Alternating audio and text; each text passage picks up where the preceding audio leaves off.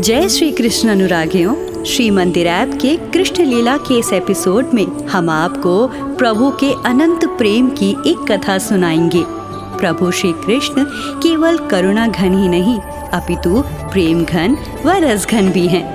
द्वापर युग में उनकी लीलाओं की कोई सीमा नहीं थी। मात्र बाल लीलाएं ही नहीं बल्कि उनकी किशोरावस्था की लीला माधुरी भी अत्यंत मनोहर थी।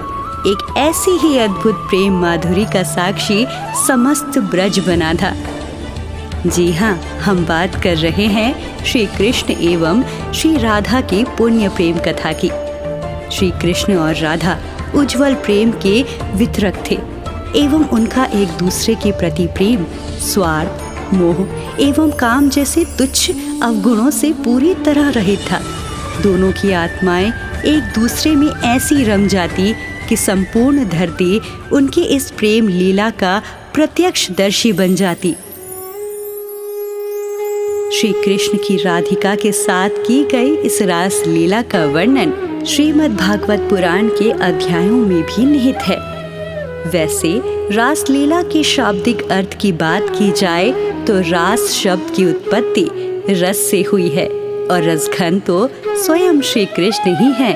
अर्थात लीला में जब भी अपने पुण्य लीला क्षेत्र में कोई हर्षमय खेल करे उसे रास कहा जाता है। कितना मनोरम है ना स्नेहियों। रास लीला के अक्षरों में भी श्री कृष्ण ही समाये हुए हैं और ये रास लीला भी भगवान का ही एक दिव्य स्वरूप है जो उनके लीला क्षेत्र में निरंतर हुआ करती थी। कहा जाता है जब अपनी गोपियों और श्री राधिका के साथ श्री कृष्ण रास रचाते तो सारा वातावरण ही प्रेममय हो जाता था।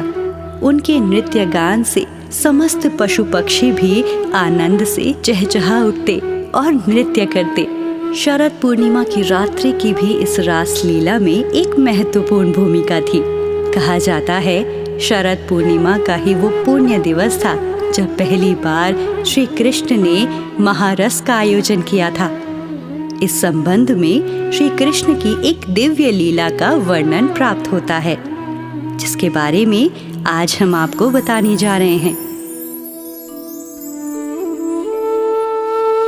अपने नंदलाल के प्रति ब्रजवासियों का स्नेह और प्रेम अपरिसीम था और तो और ब्रज की समस्त गोपियां तो कान्हा का रूप निहारते नहीं थकती थी। वो सभी अपने कान्हा के साहस और सौंदर्य पर मुग्ध थी। कई गोपियों ने तो श्री कृष्ण को ही अपने वरस रूप में मनोनीत कर लिया था। तब उनकी सभी गोपियों ने कान्हा से उन्हें अपने पति के रूप में पाने की इच्छा प्रकट की।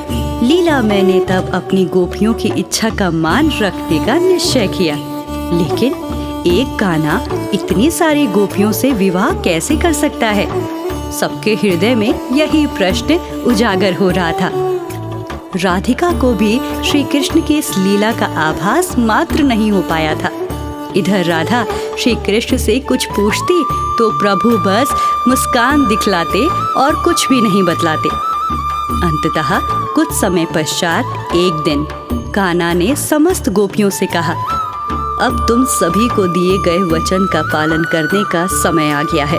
तुम सब मनोवांछित श्रृंगार कर शरद पूर्णिमा की रात्रि को निधि वन में अवश्य उपस्थित होना। वहीं तुम सबकी इच्छाएं पूर्ण होगी। ये सुनकर तो जैसे गोपियों के हर्ष की कोई सीमा ही नहीं रही। सभी गोपियां निर्दिष्ट समय पर शरद पूर्णिमा की रात्रि को श्रृंगार कर निधि वन में उपस्थित हो गईं। यहाँ पर भगवान श्री कृष्ण ने समस्त गोपियों के लिए महारस का आयोजन किया था। जब सभी गोपियां वहां पहुंच गईं, तो कान्हा ने रास का आरंभ किया।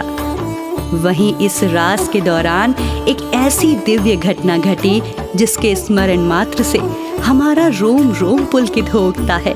कान्हा ने जितनी गोपियां थी अपने उतनी ही प्रतिरूप वहां उपस्थित किए और गोपियों संग रास रचाने लगे। मुरलीधर की ऐसी रोमांचक लीला का साक्षात्कार स्वयं राधिका भी विस्मित हो गई। पुराणों के अनुसार उस रात्रि को यमुना के तट पर स्थित निधि वन में कान्हा ने राधा और गोपियों संग ऐसा भव्य रास रचाया कि पूरा ब्रज उसकी अनुभूति से मंत्रमुग्ध हो गया।